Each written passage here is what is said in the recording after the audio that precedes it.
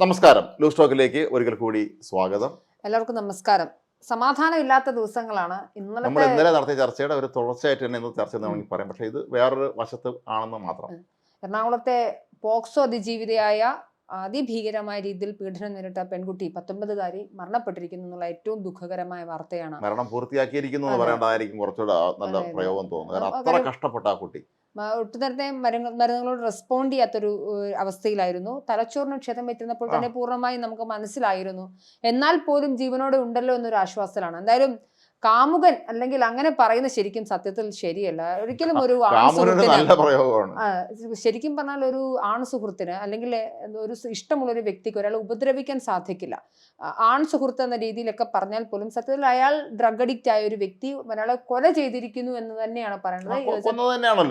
ക്രിമിനലാണ് അനൂപ് എന്ന് പറയുന്ന. അതെ അതെ, മരിക്കുന്നു മാത്രമല്ല മരിക്കാൻ വേണ്ടിയാണല്ലോ ഇതെല്ലാം ചെയ്തത്. പലതരത്തിലുള്ള കളിപ്പന്മാരെയും കാന്താരികളെയും ഒക്കെ ഗ്ലോറിഫൈ ചെയ്യുന്ന ഇന്നത്തെ കാലഘട്ടത്തിൽ സത്യത്തിൽ അതിൻ്റെയൊക്കെ റിയാക്ഷൻ എന്താണ്, അല്ലെങ്കിൽ അതിന്റെ പ്രതിഫലനം എങ്ങനെയാണ് ഇത്തരത്തിലുള്ള ബന്ധങ്ങൾ അവസാനം എത്തി നിൽക്കുക?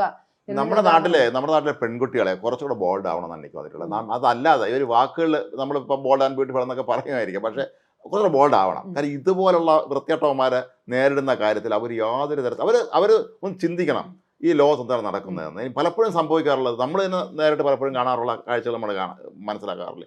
സാമൂഹ്യ വിരുദ്ധനെന്ന് മുഖത്ത് വെച്ചിരിക്കുന്ന അല്ലെങ്കിൽ അവൻ്റെ മൊത്തത്തിൽ അവൻ്റെ ബോഡി ലാംഗ്വേജിന്റെ കുഴപ്പക്കാൻ തോന്നിക്കുന്ന ഈ ഒമ്മാരെ പുറകെ നിങ്ങൾ നടക്കുകയാണ്. പലപ്പോഴും ഈ പുറകെ നടക്കുക എന്നുള്ളതിൽ പല രീതിയിലായിരിക്കും ആളുകളെ ക്യാൻവാസ് ചെയ്യുന്നത്. അത് നമ്മളൊരു ബന്ധത്തിൽ ഏർപ്പെടുന്ന സമയത്ത് ഈ പറയപ്പെടുന്ന വ്യക്തിയെക്കുറിച്ച് എല്ലാം വേറെബോട്ട്സ് അറിയണം നിർബന്ധമൊന്നുമില്ല. പക്ഷേ ഒരു ബന്ധം തുടരുന്ന സാഹചര്യത്തിൽ അത് ഏത് രീതിയിൽ പോസിറ്റീവായാണോ നെഗറ്റീവായോ ആണോ പോകുന്നത് എന്ന തരത്തിലേക്ക് തിരിച്ചറിവുണ്ടാകാൻ സാധിക്കണം. അത് സാധിച്ചിട്ടുണ്ടായിരുന്നു. കാരണം അമ്മ ഉൾപ്പെടെ ആ പെൺകുട്ടിയെ വിലക്കിയിരുന്ന ഒരു സാഹചര്യം ഉണ്ടായിരുന്നെങ്കിൽ പോലും അതിനെയും മറികടന്നുകൊണ്ടാണ് പെൺകുട്ടി തന്റെ വീട്ടിൽ കഴിഞ്ഞ 3-4 മാസങ്ങളായി തനിച്ച് താമസിക്കുകയും പല ഘട്ടങ്ങളിലായി അനൂപ് എന്ന് പറഞ്ഞ വ്യക്തി വരികയും ചെയ്തു. പക്ഷെ ഒരിക്കലും ആ പെൺകുട്ടി പോലും വിചാരിച്ചിരുന്നില്ല ഈ രീതിയായിരിക്കും അവസാനം. നമ്മൾ മനസ്സിലാക്കുന്നത് ഈ ഇത്തരത്തിലുള്ള ഈ സൈക്കോകള് ഈ പെൺകുട്ടികളെ ഭീകരമായി മർദ്ദിക്കാറുണ്ടെന്നാണ് പലയിടത്തും. ഇവരെ ഈ പെൺ സുഹൃത്തുക്കളുടെ കാമുകെന്ന് വാക്ക് ഉപയോഗിക്കാൻ പറ്റില്ലല്ലോ, ഭീകരമായി മർദ്ദിക്കാറുണ്ട് പലരും. പക്ഷെ അവരത് ആസ്വദിക്കുന്നുണ്ടെന്നാണ് ഇപ്പോഴത്തെ പല അവരെ തലമുറപ്പെട്ട കുട്ടികളും പറയുന്നത്. അതിനെ അവർ കെയർ ആയിട്ടാണ് കാണുന്നത്. എനിക്കൊരു 10-30 വയസ്സുള്ളൊരു വ്യക്തിയാണ്. ഈ ചെറിയ പ്രായത്തിൽ, അതായത് ഒരു 10-15 വയസ്സിലൊക്കെ നമുക്ക് ആ പ്രണയം തുടങ്ങുന്ന അല്ലെങ്കിൽ ഇങ്ങനത്തെ വൈകാരികമായ അവസ്ഥ പ്യൂബർട്ടിക്ക് അവസാനത്തെ, അതായത് ആദ്യ ആർത്തവത്തിന് ശേഷം പെൺകുട്ടികളുടെ ശരീരത്തിൽ ഉണ്ടാകുന്ന ഹോർമോണൽ ചേഞ്ചുകളുടെ ഭാഗമായി നമുക്ക് ഒരാളോട് പ്രണയം തോന്നും, ആകർഷണം തോന്നും.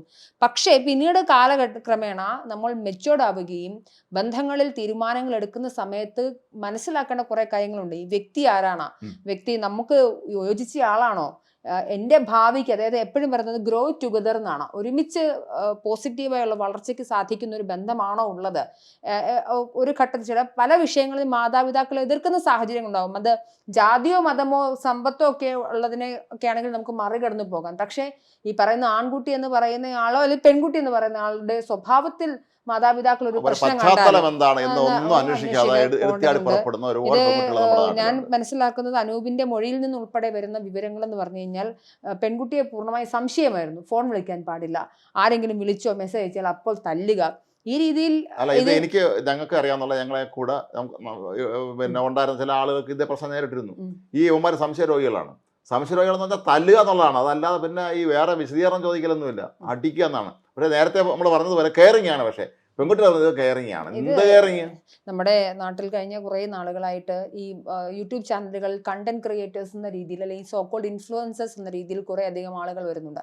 ഇവരെല്ലാവരും തന്നെ കാണിക്കുന്നത് തങ്ങളുടെ ഡെയിലി ലൈഫിലെ കുറേ കാര്യങ്ങളെ കുറിച്ചൊക്കെയാണ്. അവർ രാവിലെ എണീക്കുന്നു, ഹസ്ബൻഡിന് വേണ്ടി പൊതി കെട്ടിക്കൊടുക്കുന്ന ഭാര്യമാരെ അല്ലെങ്കിൽ വീട്ടിലെ കാര്യങ്ങൾ സർവ്വപണിയും ചെയ്യുന്ന വേലക്കാരി റോളുകൾ ചെയ്യുന്ന സ്ത്രീകളെ ഗ്ലോറിഫൈ ചെയ്യുന്ന ഒരു വിഭാഗം. എൻ്റെ ഹസ്ബൻഡിന്റെ കീഴിൽ ജീവിക്കാനാണ് എനിക്കിഷ്ടം എന്ന് പറയുന്ന എന്താ പറയാ പൂമുഖവാദിക്കലെ പൂത്തിങ്കൾ ഭാര്യമാരായിരുന്ന വേറെ കുറച്ച് ആളുകൾ. ഇനി മറ്റു ചില ആളുകളുണ്ട്, അവരെയും ഈ സോഷ്യൽ മീഡിയ ചാനലുകൾ വന്ന് വിളിച്ചിരുത്തി അഭിമുഖം നടത്തുന്ന ആളുകളിൽ പല ആളുകളും അവൻ എന്നെ തല്ലാറുണ്ട്, ഞങ്ങൾ എന്താ കഴിഞ്ഞ ദിവസം എനിക്കൊന്ന് ഷാജൻ സാർ ഉൾപ്പെടെയുള്ള ആളുകൾ പ്ലാറ്റ്ഫോമിൽ ഫേസ്ബുക്കിൽ പോസ്റ്റ് ചെയ്തു, വിവാഹം കഴിഞ്ഞു അപ്പം തന്നെ ബെവറേജസിൽ പോകുന്നു, മദ്യക്കുപ്പി മേടിക്കും. ഏതൊക്കെയോ തരത്തിൽ അപജയം സംഭവിക്കുന്ന ഒരു തലമുറയുടെ ഭാഗമാണ് അതിൻ്റെ ഒരു. എല്ലാവരും അങ്ങനെയാണ് അങ്ങനെയാണെന്ന് നമുക്ക് ജനറലൈസ് ചെയ്യാൻ മനോജ് ഇതിൽ പറ്റും. വളരെ വിചിത്രമായിരുന്നു. എനിക്ക് മനോജേക്കാളും പ്രായമുള്ളതുകൊണ്ട് പറയാണ്. ഞങ്ങളുടെ കുട്ടിക്കാലത്ത് വേറൊരു ട്രെൻഡ് ഉണ്ടായിരുന്നു ഈ പ്രണയ രംഗത്ത്, പ്രണയ മേഖലയിൽ. ഈ അന്ന് വലിയ സാമൂഹ്യ വിരുദ്ധന്മാരായി നടക്കുന്ന ചേട്ടന്മാരെ ചേച്ചിമാരെ പ്രണയിക്കും. അത് ലോകത്തിലെ ഏറ്റവും വലിയ സൈക്കോ സീരിയൽ ത്രില്ലേഴ്സിന് പോലും അതിഭീകരമായി അതൊരു ട്രെൻഡായിരുന്നു 70-കളിൽ. പ്രേമിക്കും, അല്ല അത് ആരാധക വൃന്ദം. എന്നിട്ട് പ്രണയിച്ചാൽ മാത്രം പോരാ, ഇവൻ എന്ത് വരെ കല്യാണം കഴിക്കും. കല്യാണം കഴിക്കുമ്പോൾ അവർ വിശ്വസിക്കുന്നത് ഇതോടുകൂടി ഞാൻ ജയിച്ചു എന്നാണ്. ഇവനെ ഇനി നാളെ തൊട്ട് ഞാൻ സദാചാരിയാക്കും, ഇവൻ വലിയ മഹാനായി ജീവിക്കും എന്നൊക്കെയാണ്. ഈ പല സ്ത്രീകളും ഒരുപക്ഷെ അവർ ആത്മഹത്യയിലുണ്ടായിരിക്കാം, അല്ലെങ്കിൽ ഇവന്മാർ തല്ലിക്കൊന്നിട്ടുണ്ടായിരിക്കാം. ഈ യാതൊരു ക്യാരക്ടറും ഇല്ലാത്ത ഇത്തരക്കാരെ നന്നാക്കാമെന്ന് യാതൊരു വിദ്യാഭ്യാസ പേരില്ലാത്ത ഈ ചേച്ചിമാർ ഇറങ്ങി പുറപ്പെട്ട് എത്ര പേര് ദുരിതമനുഭവിച്ചിട്ടുണ്ടായിരിക്കും. എക്സ്റ്റെൻഡഡ് വേർഷൻ ആണ്. ആ പ്രണയം നിരസിക്കുന്ന സമയത്ത് മണ്ണെണ്ണ ഒഴിച്ചും മാസിലൊഴിച്ചും പബ്ലിക്കായി കത്തിക്കൊണ്ട് കുത്തിക്കൊന്നും ഒക്കെ സംഭവിക്കുന്നത് ഇതിന്റെ മറ്റൊരു എക്സ്റ്റെൻഡഡ് വേർഷനിലേക്കാണ് വരുന്നത്. എന്തായാലും എറണാകുളത്തെ പെൺകുട്ടി, ആ കുട്ടി ജീവിക്കേണ്ട ഒരു വ്യക്തിയായിരുന്നു. എല്ലാ ജീവനുകളും പ്രധാനമാണ്. എന്തായാലും കുട്ടിക്ക് ആദരാഞ്ജലികൾ പറഞ്ഞുകൊണ്ട് നമുക്ക് പ്രധാനപ്പെട്ട വിഷയത്തിലേക്ക് കടക്കേണ്ടതുണ്ട്. ദേവനന്ദ 2 വയസ്സുകാരിയുടെ മരണമല്ല ആണെന്ന് വിചാരിക്കുന്നു, പിന്നീട് കൊലപാതകം എന്ന് തെളിയുന്നു. സ്വന്തം അമ്മയുടെ ആങ്ങളെയാണ് കൊന്നതെന്ന് വാർത്തകൾ ഇന്നലെ തന്നെ പുറത്തു വന്നിരുന്നു. പക്ഷേ ഇന്ന് പുതിയൊരു കഥാപാത്രം നമ്മളിന്നൊരു സാധ്യത ഇന്നലെ പറഞ്ഞിരുന്നു. ഒരു പക്ഷേ ഇതിന്റെ പിന്നിൽ ഏരിയ അതായതുകൊണ്ട് മന്ത്രവാദത്തിന് സാധ്യത. ചെന്താമര വിഷയത്തിൽ ഉൾപ്പെടെ ജ്യോതിഷികളുടെ റോളുകൾ വന്ന സമയത്ത് ഇതിലും അതുണ്ടാവാനുള്ള സാധ്യതകളുണ്ട്. ഇത് നമ്മൾ ഇന്നലെ സംസാരിച്ചിരുന്നു എന്നത് പൂർണ്ണമായ അർത്ഥത്തിൽ ശരിയായിരിക്കുന്നു. ശംഖുമുഖം ദേവിദാസൻ എന്ന് പറയുന്നൊരു മന്ത്രവാദി, പ്രദീപ് എന്തായാലും എന്തരായാലും പ്രദീപും ഇപ്പോൾ അറസ്റ്റിലായിരിക്കുകയാണ്. ഈ പറഞ്ഞിരുന്ന ശ്രീതുവിന്റെ കുട്ടിയുടെ അമ്മ ശ്രീതു, അമ്മാവൻ എല്ലാവരും തന്നെ അതിഭീകരമായ വിശ്വാസികളായിരുന്നു എന്നുള്ളതാണ്.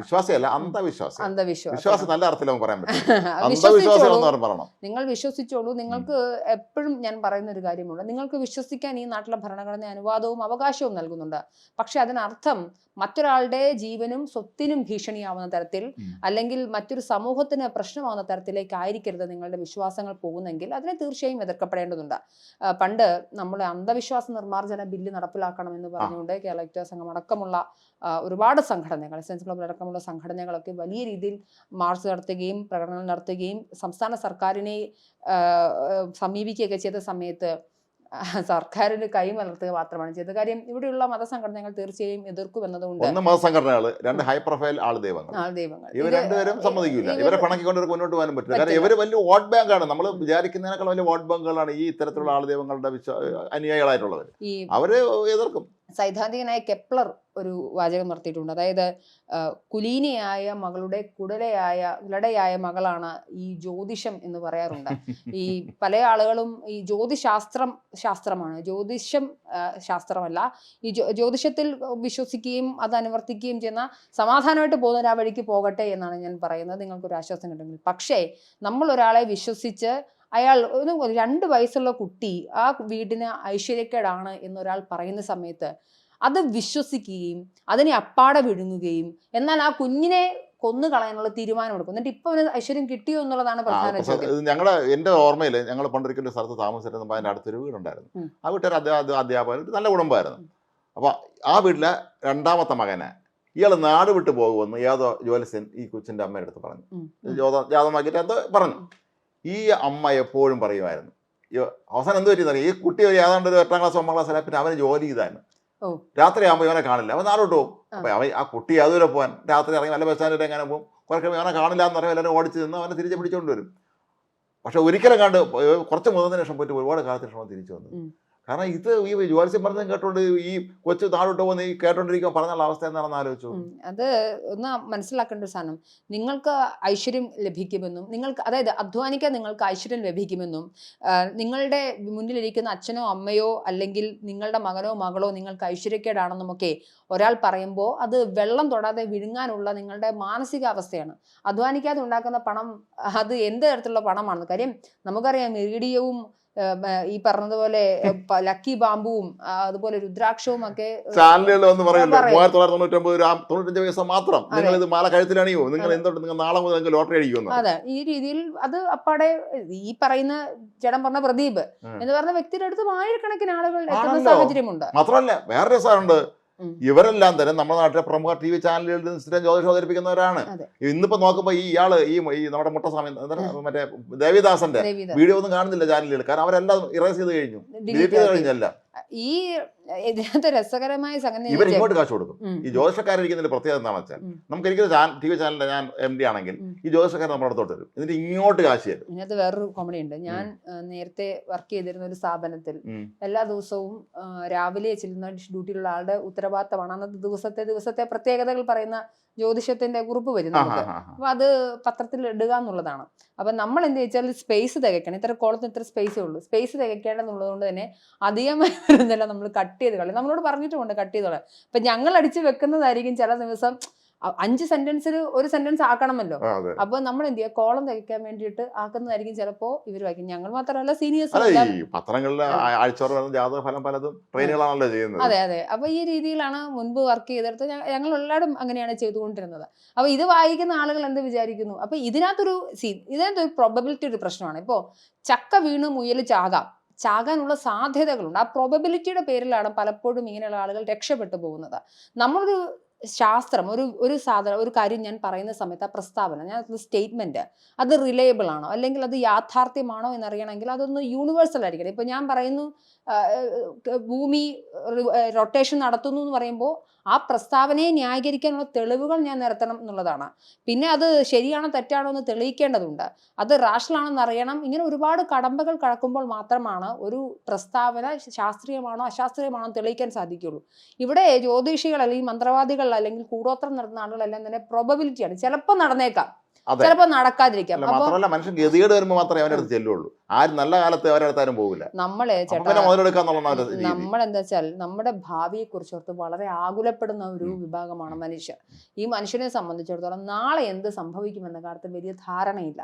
അപ്പോൾ ഈ നോക്കുന്ന സമയത്ത് ഇതൊക്കെ അറിയാം എന്ന് പറഞ്ഞ ഒരാൾ വരുന്ന സമയത്ത് നമുക്കും ഒരു ക്യൂരിയോസിറ്റി ഉണ്ടാകും. എൻ്റെ ഭാവി എന്താകും, അല്ലെങ്കിൽ എൻ്റെ വീട്ടിൽ തുടർച്ചയായിട്ടുള്ള കടബാധ്യതകൾ വരുന്നത് എന്തുകൊണ്ടായിരിക്കാൻ സംഭവിക്കുക എന്നുള്ളത് മനുഷ്യന്റെ ഈ പറഞ്ഞ പോലെ റാഷണലായിട്ട് അവന് ചിന്തിക്കാനായിട്ട് സാധിക്കില്ല. എപ്പോഴും നിമിത്തങ്ങളിൽ അല്ലെങ്കിൽ അവൻ്റെ തലച്ചോറ് വർക്ക് ചെയ്യുന്നത് തന്നെ റാഷണലായിട്ട് ചിന്തിക്കുന്ന രീതിയിലേ അല്ല. അപ്പൊ അതുകൊണ്ട് തന്നെ പൂർണ്ണമായ അർത്ഥത്തിൽ എന്തെങ്കിലും തരത്തിൽ ഇത് ഒരാൾ അവിടെ ഇരുന്ന് പെൻസിലിട്ട് അല്ലെങ്കിൽ നമ്മളെ കൊണ്ട് കളിപ്പിക്കുന്നതാണ് എന്ന് വിചാരിക്കാൻ മാത്രം തരത്തിൽ അത്രേ ഉള്ളൂ നമുക്കുള്ള ബുദ്ധിയും വിവേകം എന്ന് പറയുന്നത്. ഇതിനെ മുതലെടുത്തുകൊണ്ടാണ് ഇത്തരത്തിലുള്ള ആളുകൾ വരുന്നത്. 2018 തോന്നുന്നു ഡൽഹിയിൽ ഒരു കുടുംബത്തിലെ 11 പേർ തൂങ്ങി മരിച്ച നിലയിൽ കണ്ടെത്തുന്നു. ആദ്യം എല്ലാവരും വിചാരിച്ചിരുന്നത് ഇവർ കൊലപാതകമാണ്, അല്ലെങ്കിൽ കൊലപാതകം 11 പേരും അതിലെ ചെറിയ കുട്ടികൾ ഉൾപ്പെടെ എല്ലാവരും മരിച്ചിരിക്കുന്നു. ഒരു വൃദ്ധ തൊട്ടപ്പുറത്തെ മുറിയിൽ മരിച്ചു കിടക്കുന്നു. അപ്പോൾ കൊലപാതകം എന്ന രീതിയിൽ പോലീസ് അന്വേഷിച്ച് മുന്നോട്ട് പോവുകയും ബുരാരി കേസ് എന്നുള്ളത് വളരെ പ്രസിദ്ധമായ കേസാണ്. ഈ കേസിൽ എത്തുന്ന സമയത്താണ് ഈ വീട്ടിലെ മുതിർന്ന മകൻ തൻ്റെ അച്ഛൻ മരണപ്പെട്ടിരുന്നു, അച്ഛൻ തൻ്റെ ഓർമ്മയിലേക്ക് തിരിച്ചെത്തുമ്പോൾ സ്വർഗത്തിൽ പോയിരുന്നുവെന്നും തൻ്റെ കുടുംബത്തിൻ്റെ നല്ലതിന് വേണ്ടി എല്ലാവരും പ്രാർത്ഥിച്ചുകൊണ്ട് വട്ടത്തിലാണ് എല്ലാ മൃതദേഹങ്ങളും ഒരു റൗണ്ട് രീതിയിലാണ് തൂങ്ങിക്കിടന്നിരുന്നത്. അപ്പോൾ എന്താ ചെയ്യുന്നത് വെച്ചാൽ കഴുത്തിൽ കയറ് കെട്ടി മന്ത്രം ജപിച്ച് തൂങ്ങിയാൽ മതി, പിന്നെ പുനർജീവനം ഉണ്ടാകും എന്ന വിശ്വാസത്തിൽ ഒരു കുടുംബത്തിലെ 11 പേരാണ് തൂങ്ങി മരിച്ചത്. ഇത് ആലോചിച്ച് നോക്കൂ, ഇത് നമ്മുടെ നാട്ടിൽ നടന്നതാണ്. ഇപ്പോ എത്രയോ തമിഴ്നാട്ടിലെങ്ങാണ്ടാണെന്നുണ്ട് ഒരു കോളേജ് അധ്യാപകരായ ദമ്പതികൾ അവരെ മകളെ തലക്കടിച്ചു വന്നത്. അതെ അതെ അതെ, 2 പെൺകുട്ടികൾ, അവര് ഹൈ പ്രൊഫൈലുള്ള 2 കോളേജ് അധ്യാപകരാണ്. പിലന്തൂരിൽ നടന്നത് എന്താണ് ഈ പറഞ്ഞതുപോലെ കേരളത്തിൽ എത്തിയെടുത്ത് ഇതുപോലുള്ള കൊലപാതകം. രസകരമായ കാര്യം നമ്മുടെ പല സുഹൃത്തുക്കളും പറയാറുണ്ട്, ഈ ഇത്തരക്കാരായ പ്രത്യേകിച്ച് ഈ മന്ത്രവാദികളും ഈ ഉടായ്പ കക്ഷികളുണ്ടല്ലോ, ഇവരുടെ അടുത്തൊക്കെ പോകുന്നത് നമ്മുടെ നാട്ടിൽ വളരെ ഉയർന്ന വിദ്യാഭ്യാസവും പദവിയുള്ള ആളാണെന്നാണ്. അതൊരു സത്യമാണ്. ഞാൻ തൃശ്ശൂർ ജോലി ചെയ്യുമ്പോൾ എനിക്ക് വലിയ ആഗ്രഹമാണ് ചാത്തമടങ്ങളിലോ ഒന്ന് പോയി കാണണമെന്നുള്ളത്, എങ്ങനെ അവിടെ ശരിയെന്ന് മനസ്സിലായി. അവിടെ ചാത്തമടത്തിൽ പോകാൻ പറ്റില്ല. അപ്പോൾ അവിടെ പോയ എൻ്റെ ഒരു സുഹൃത്ത് ഒരിക്കൽ പറഞ്ഞിട്ടുള്ളത്, ഈ ഇവിടെ മുഴുവൻ ഈ ചാത്തമടത്തിലെ ചിലങ്ങൾ ചെല്ലുമ്പോൾ അവിടെ മുഴുവൻ ഈ VIP അവിടെ വന്നതിൻ്റെ ഫോട്ടോ ആയിരിക്കുന്നതാണ്. ഈ സിനിമാക്കാർ, രാഷ്ട്രീയത്തിലുള്ളവർ, അങ്ങനെയുള്ള നമ്മൾ അല്ലെങ്കിൽ ആരാധിക്കുന്ന അല്ലെങ്കിൽ എല്ലാവർക്കും ഇഷ്ടപ്പെടുന്ന ആളുകൾ ഈ ചാത്തന്മാരെ കാണാൻ വേണ്ടി വന്ന് അവിടെ നിന്ന് അവരുടെ ഒപ്പം നിന്ന് ഫോട്ടോ. ഇവിടെ നമ്മുടെ തിരുവനന്തപുരം നഗരത്തിലൊക്കെ ചില ജ്യോതിഷക്കാരുണ്ട്. ഇവരുടെ ജ്യോതിഷ ഓഫീസിന്റെ ഫ്രണ്ടിൽ നമ്മൾ വലിയ ഇപ്പോൾ ഫ്ലെക്സ് പോലത്തേക്ക് വെച്ചേക്കും. നമ്മൾ കാണുന്ന കാഴ്ച വലിയ VIP കൈ നീട്ടിക്കൊണ്ടിരിക്കുന്നതാണ്. അതല്ലെങ്കിൽ ഇയാൾ അവരുമായിട്ട് ഇങ്ങനെ ചർച്ച നടത്തും. ഈ പണ്ട് ഷേക്സ്പിയർ പറഞ്ഞൊരു കാര്യമുണ്ട് കേട്ടോ, അതായത് ചില ആളുകൾ വളരെ പ്രശസ്തരായി തന്നെ ജനിക്കും, ചില ആളുകൾ പ്രശസ്തി ആർജിക്കും എന്ന് പറയും. നമ്മുടെ നാട്ടിലെ ആൾദൈവങ്ങൾ അങ്ങനെയാണല്ലോ. അന്തരീക്ഷത്തിൽ നിന്ന് ഭസ്മം എടുക്കുന്നു, അല്ലെങ്കിൽ ഉറഞ്ഞു തുള്ളുന്നു, പെട്ടെന്ന് തൻ്റെ ദേഹത്ത് ദൈവം കയറി എന്ന് പറയുന്നു. അതായത് ദൈവത്തെ ഡയറക്റ്റായിട്ട് കാണാൻ എന്ന് ആഗ്രഹിക്കുന്നു. വിശ്വാസികൾ ദൈവവിശ്വാസികളാണ്. എൻ്റെ ഇതിനകത്തൊക്കെ സന്തോഷം എന്താണെന്നറിയോ, എന്നെ ഒരിക്കലും ഒരു മന്ത്രവാദിക്ക് പറ്റിക്കാൻ പറ്റില്ല. കാര്യം എനിക്ക് വിശ്വാസമില്ല.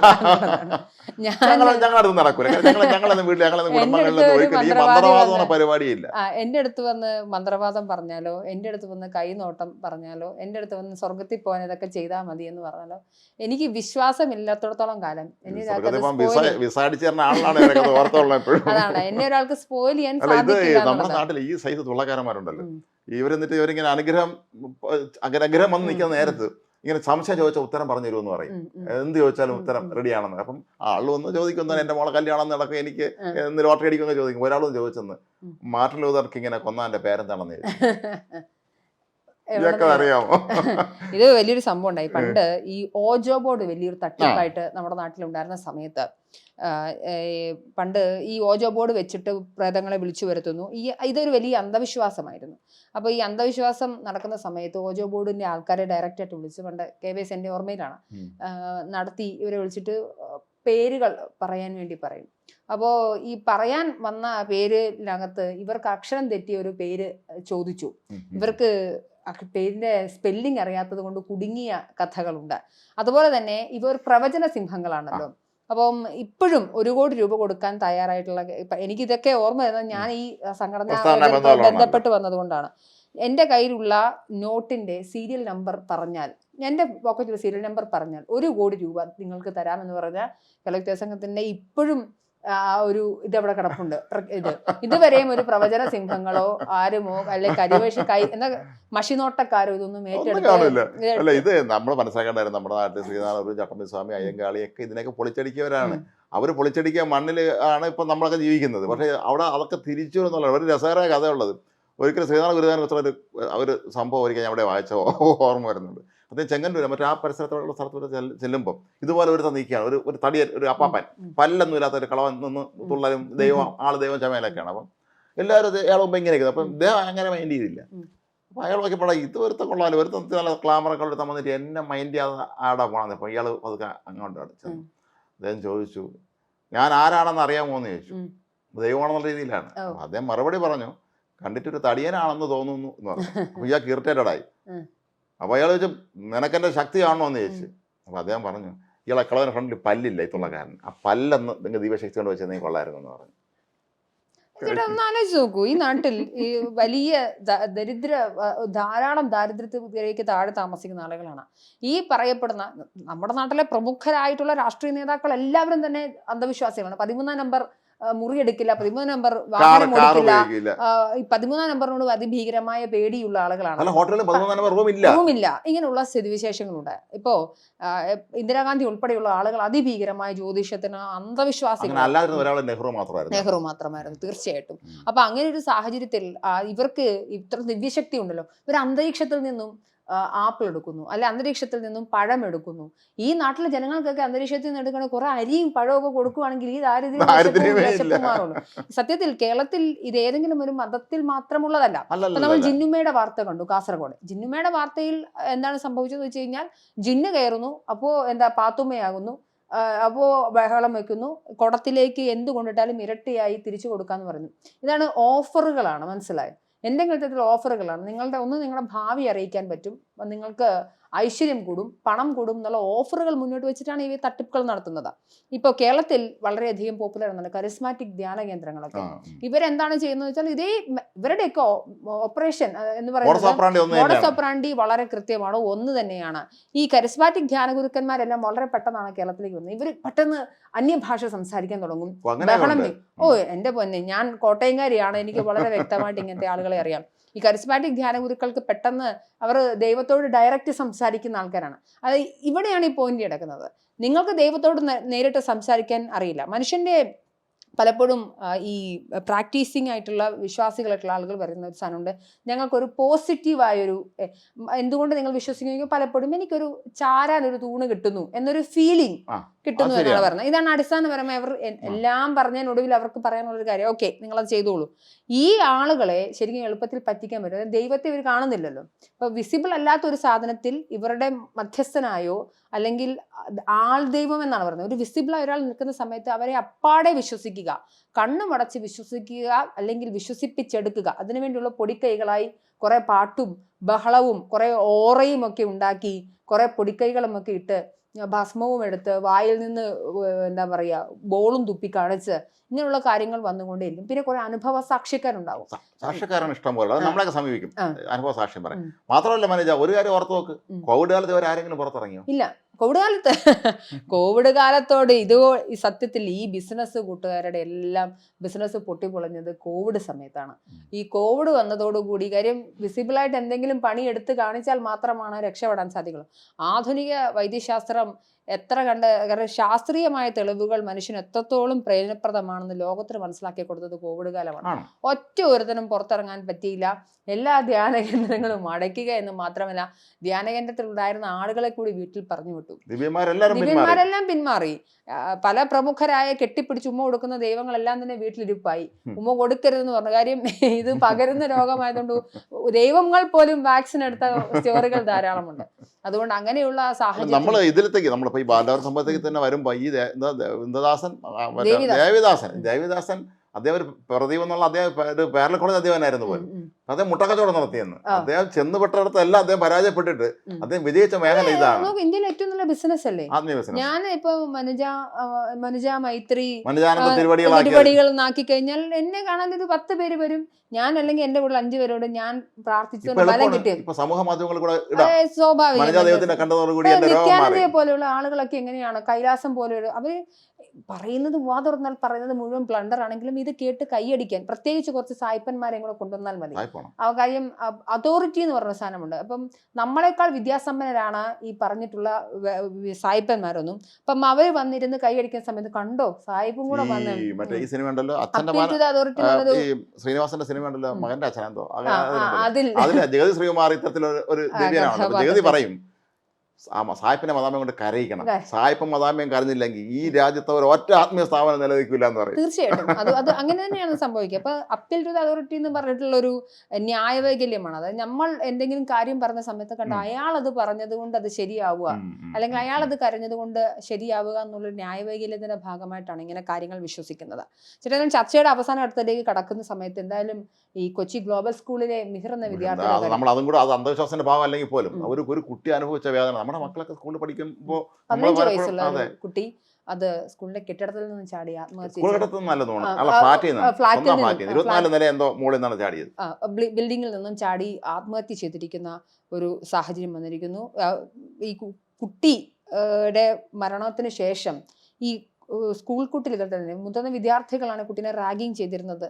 ക്ലോസറ്റ് നക്കിക്കുക, ക്ലോസറ്റിൽ തലയിടിപ്പിച്ചതിന് ശേഷം ഫ്ലഷ് അടിപ്പിക്കുക, അതിനുശേഷം ഈ കുട്ടീനെ കൊണ്ട് ഏറ്റവും മോശപ്പെട്ടിട്ടുള്ള മൃഗീയമായ വേലകൃത്യങ്ങൾ ചെയ്യുക, കുട്ടിയുടെ നിറത്തെ അധിക്ഷേപിക്കുക, ഇങ്ങനെയുള്ള കാര്യങ്ങൾ ചെയ്യുക. 15 വയസ്സുള്ള ഒരു കുട്ടി, കൂടിപ്പോയാൽ 16-17 വയസ്സുള്ള മുതിർന്ന വിദ്യാർത്ഥികളായിരിക്കും അല്ലെ, ചെറിയ ഏജ് ഗ്രാപ്പിലുള്ള കുട്ടികളായിരിക്കും. ഒന്ന് ആലോചിച്ച് നോക്കുക, ഇത് നമ്മൾ ഏത് നാട്ടിലാണ് ജീവിക്കുന്നതെന്ന്. ഈ കുട്ടികളുടെ വാട്സപ്പ് ചാറ്റുകൾ പിന്നീട് പുറത്തു വരികയുണ്ടായി, മുതിർന്ന വിദ്യാർത്ഥികളുടെ. അപ്പം ഈ ചാറ്റുകൾക്കെല്ലാം കുട്ടികൾ അങ്ങോട്ടും ഇങ്ങോട്ടും പറഞ്ഞ് അവൻ മരിച്ചുപോയി, റിയലി മരിച്ചോ, അത്രേ ഉള്ളൂ, അവൻ മരിച്ചു എന്ന് പറയുമ്പോൾ അവർക്ക് അത് വലിയൊരു സംഭവമേ അല്ലാത്ത രീതിയിൽ അതാണ്. ഈ മിഹിർ എന്ന് പറഞ്ഞ ജസ്റ്റിസ് ഫോർ മിഹിർ എന്ന രീതിയിൽ കുട്ടികൾ ഒരു ഇൻസ്റ്റഗ്രാം പേജ് ഒക്കെ ഉണ്ടാക്കി ഈ കുട്ടീനെ കൊന്നതാണ് അല്ലെങ്കിൽ റാഗിങ്ങിന്റെ ഇരയാണ് ആ കുട്ടി എന്ന് പറയുന്ന സമയത്ത് പല ഘട്ടങ്ങളിലും ഈ സ്കൂളിന്റെ മാനേജ്മെന്റ് അടക്കമുള്ള ആളുകൾ ഈ ഇൻസ്റ്റഗ്രാം അക്കൗണ്ട് ഡിലീറ്റ് ചെയ്യിപ്പിക്കുകയും പോസ്റ്റുകൾ ഡിലീറ്റ് ചെയ്യിപ്പിക്കുകയും ചെയ്യുന്ന സാഹചര്യം. നമ്മുടെ ഓഫീസിൽ ഒരു സ്ത്രീ വിളിച്ചിരുന്നു, അവർ പറയുന്നത് നിങ്ങൾ എന്തിനാണെങ്കിൽ തെറ്റായ വാർത്ത കൊടുക്കുന്നത്. അപ്പോൾ ഞങ്ങൾ എന്താണ് തെറ്റ്? അല്ല, ആ കുട്ടി അങ്ങനെ സ്കൂളിലെ ഈ പ്രശ്നം കൊണ്ടല്ല ആത്മഹത്യ ചെയ്തത്. ആ കുട്ടി എന്താണ് ബ്ലാക്ക് എന്താണ് ഇപ്പോൾ അതിൻ്റെ പേര്, എന്താ ബ്ലാക്ക് സംതിങ് ഉണ്ടല്ലോ, അങ്ങനെ ബ്ലാക്ക് മാജിക് പോലെ, ബ്ലാക്ക് മാജിക് അല്ല, എന്തോ നെറ്റിൽ കാണുന്ന എന്തോ ഒരു ബ്ലാക്ക് സംഗതിയുണ്ട്. അപ്പോൾ ആ കുട്ടി അതിൻ്റെ പുറകെ പോയതാണ് എന്നൊക്കെ ഈ സ്ത്രീ പറയുന്നത്. അപ്പോൾ ഞങ്ങൾ ചോദിക്കണം, ഞാൻ ചോദിച്ചു നിങ്ങൾ ആരാണ് സംസാരിക്കുന്നത്, അത് അവർ വെളിപ്പെടുത്താൻ തയ്യാറില്ല. ഞാനൊരു ഒരു ഒരു ഒരു ഒരു വീട്ടമ്മയാണ് എന്ന് പറയുന്നുള്ളൂ. ഇതൊക്കെ നമുക്കറിയാം, ഇത് സ്പോൺസറുടെ കോളാണ്, നമുക്ക് നന്നായിട്ട് അറിയാം.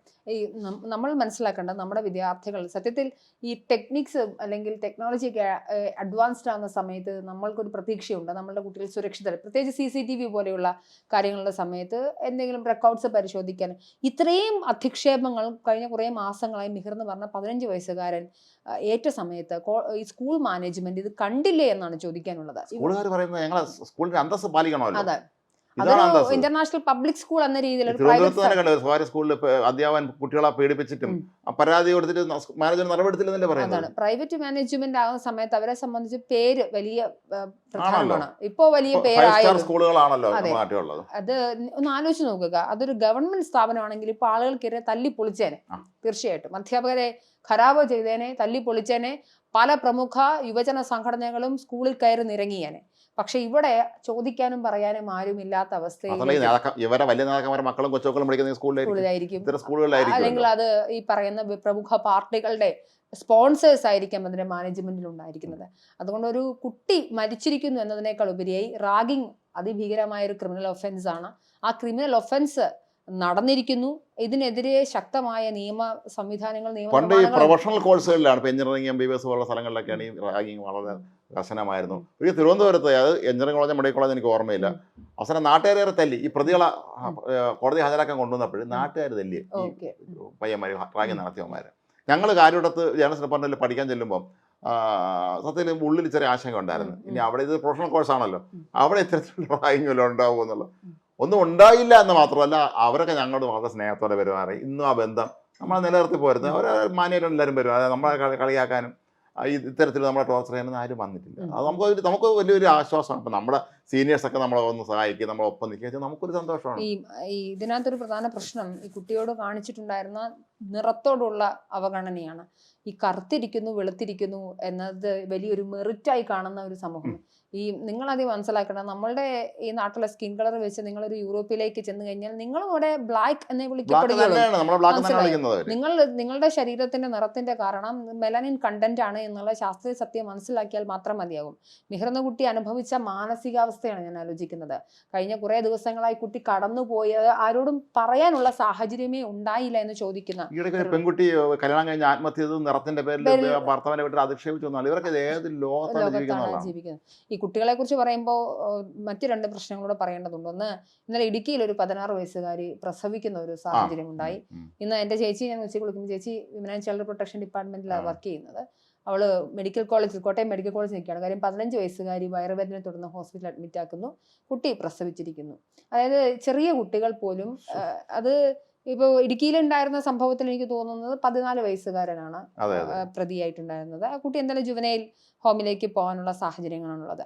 നമ്മുടെ നാട്ടിലെ കുട്ടികൾ എപ്പോഴും പറയാനുള്ളത്, നമുക്ക് പണ്ട് നല്ലതായിരുന്നു എന്നൊന്നും നമ്മൾ അവകാശപ്പെടുന്നില്ല. എല്ലാ കാലഘട്ടങ്ങളിലും പ്രശ്നങ്ങളുണ്ടായിരുന്നു. പക്ഷേ നമ്മൾ ടെക്നിക്കലി അഡ്വാൻസ്ഡ് ആവുകയും ലോകത്തിൽ എന്തൊക്കെയാണ് നടക്കുകയും ചെയ്യുന്നതെന്ന് മനസ്സിലാക്കാനുള്ള ഒരു സാഹചര്യവും സാധ്യതകളും നിലനിൽക്കുമ്പോൾ നമ്മൾ നന്നാവുകയാണ് വേണ്ടത്. അതാണ് നമ്മുടെ രാജ്യത്തെ ഏറ്റവും സാക്ഷരതയുള്ള സംസ്ഥാനമാണെന്ന് അഭിമാനിച്ചിരുന്നവരാണ് നമ്മൾ.